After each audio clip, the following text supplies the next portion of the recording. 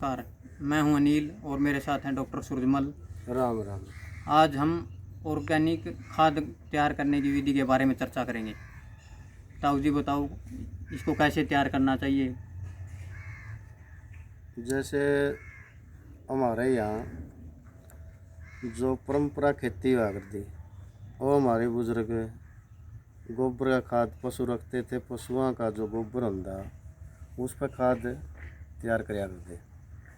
उनकी जो सोच थी, आज वह सोच छोड़ के ना हमें रासायनिक विधि पर चले गए। रासायनिक विधि में क्या होया, हमारी ज़मीन की क्वालिटी ख़त्म होगी और जो हमें पैदावार लिया हाँ उसकी भी गुणवत्ता में दिन रात का फर्क आ रहा। उसका असर हमारे पशुओं पे भी गा और हमारे जीवन पे भी आ रहा।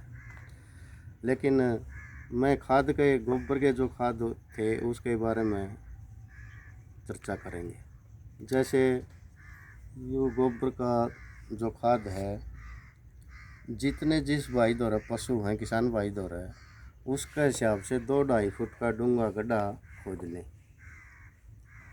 2 महीने उसमें गोबर घेर के न फिर उसके ऊपर मट्टी दें या बोरी या 2-2.5 फुट का गड्ढा डूंगा खोद कर उसमें घेरें और पानी का भरते हैं। 2 महीने का आसपास का गोबर उसमें घेर के न फिर उसके ऊपर डंगा या बोरिया के जो कट्टे हुआ करते, बोरी वाले कट्टे बोल जाते, या उन तक ढक दें या मट्टी दे दें उसके ऊपर। 2-3 महीने में वो तैयार है खेत में गिरने के लिए। एक तरीका तो यूँ है। दूसरा तरीका है गोबर गैस। गोबर गैस जितने हमारे पशु हों उसे के हिसाब से बनवाएं। छोटा भी हो उसका है, बड़ा भी हो उसका है, उससे बड़ा भी हो उसका है। उसकी जो गैस है वो तो गैस हमारे रसोई वगैरह में काम ले लें, और जो उसकी खाद है वह खाद है उसमें तो निकलते ही तैयार है। लगभग आज हमने गोबर उसमें गिरा है तो लगभग 90-92 दिन में निकले है बैठ। उसमें जो पशु ने या जो हमारे डंगे के खरपतवार के बीज हैं वह भी नष्ट हो जाएंगे, वो भी नहीं जमेंगे। और तीसरी विधि है केचुआ खाद। उसके 2-2.5 फुट की और लंबाई कितनी है ले लो, बेड बना के न उसमें केचुए छोड़े जाए।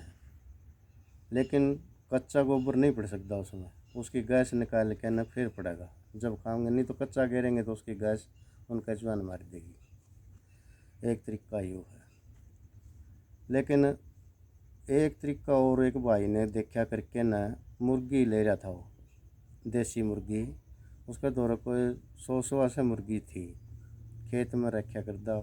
उसने अपनी बिट्टा का, उन मुर्गियां की बिट्टा का ढेर लगा दिया और न्यूए इसे विधि से ढक ढक के न फिर उसने अपने खेत में DAP वाली जगह 2 कट्टे पर किला बो के न और उस गल और न गल और ऊपर से केरा विधि से गेहूँ बो दी। उसमें उसने खाद की भी बहुत ही कम ज़रूरत पड़ी थी। यही वजह इस खाद की मात्रा कितनी चाहिए जो गोबर का हमने तैयार कराया है। यदि गड्ढा विधि का है तो उसमें तो कोई लगभग 100 क्विंटल का आसपास 1 किलो में लगेगा।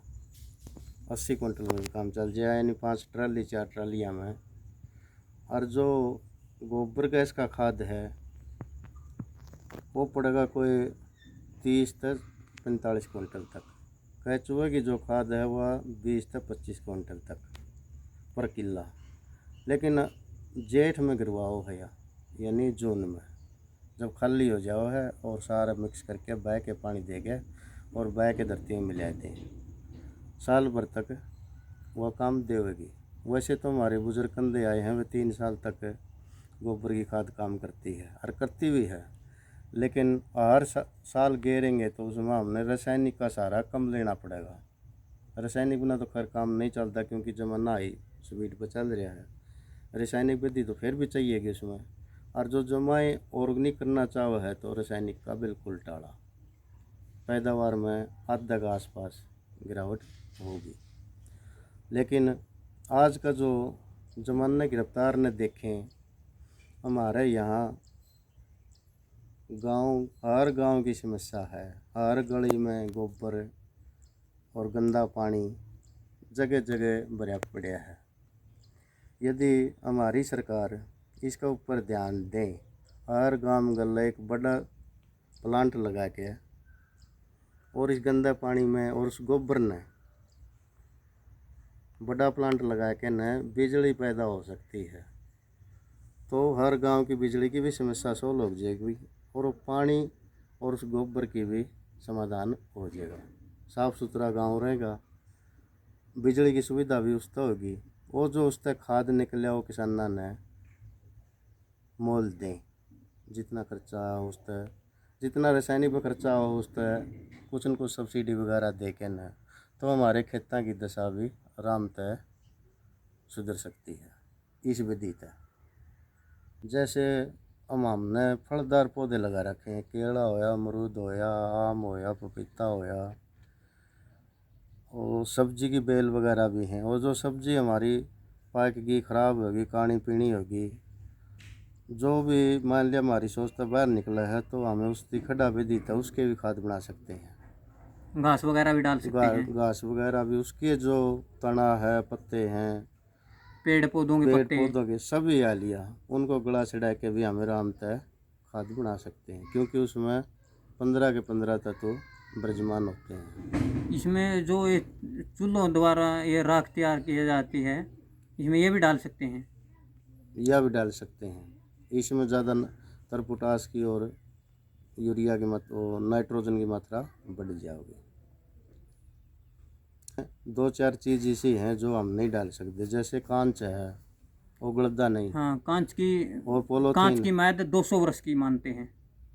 और जो पोलोथीन वगैरह हैं हाँ, बाज़ार में, हर नाली में, हर जगह उड़ते फिरते हैं, ये भी नहीं पॉलीथीन डालनी की चाहिए। उम्र मानते हैं 10 से 15 साल के करीब, और जो प्लास्टिक, मोटा प्लास्टिक है, उसकी मानते हैं 51 साल। तो ये भी हानिकारक, हमारे खेत में हानिकारक हैं, ये भी नहीं गिरने चाहिए। जो हमें बाजार तक सामान लिया वहाँ, लेकिन ये हमने खुद भी सोचना चाहिए। अगर इस तक प्रदूषण बढ़ने लग रहा है, जैसे हम बाज़ार में गए, हमने 10-15 किस्म के सामान खरीदे और 10-15 किस्म की थैली देगा। उन थैलियाँ की बजाय हम घर से ही जोड़ा लेके जाएं तो अच्छा है, क्योंकि उसके 2 कारण हैं। ये जैसे हमारे गांव कल वर्षा हुई थी, उस वर्षा में वो बहुत से लोग बाहर गाड़ में भगा देते हैं, उसको नष्ट तो करते नहीं। वो पानी के, गोबर के, डंगे के भर के नाली में रोक देते हैं, वो सारी गाड़ का और सत्यानाश ठा दे हो फिर पानी हरने के कारण। इसलिए इस पॉलीथीन का भी बैन हो जाए तो अच्छा है। और ये ज़मीन की उर्वरकता शक्ति भी कमज़ोर करता है। यह तो संदक दिखा है, जब हमने कह दिया भाई इसमें खाद में इनका मिलोट तो रहना नहीं चाहिए। इसका जैसे ही हमारा ये बटोड़ा रखा है, इसके जो गोसे हैं,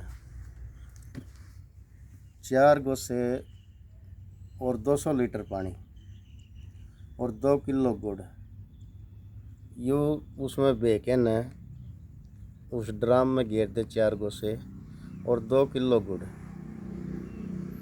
इसका हमें छान के 3-4 दिन के बाद छान के स्प्रे करें तो हमारे फंगस के रोग भी रुक जाते हैं। ये हमारा अनुभव है 2-3 साल से, क्योंकि इसमें जो फास्फोरस वगैरह सब कुछ तत्व हैं वो उस बहने के कारण उस पानी में जाएंगे और फसल के पत्तियां द्वारा उसकी मदद करेंगे। गुड़ क्यों रड़ागा, इसका भी एक राज है।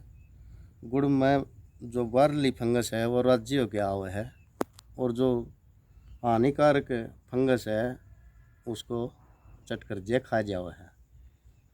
तो वो जो फंगस नुकसानदायक है उसने चट कर जाओगी तो फिर नाड़ तोड़ वगैरह भी घाटा होगी। ताऊजिया साल में कितनी बार डालनी चाहिए ज़मीन में? साल में 1 के बार बहुत है, वो भी छठे महीने में, जून में। क्योंकि उसका कारण है जब हमने फुर्सत हो जाती है।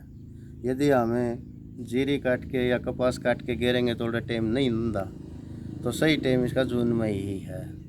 एक बार ही। लेकिन हमने शुरू वाली साल 100 क्विंटल गेरा है तो इसकी मात्रा घटती चली आएगी।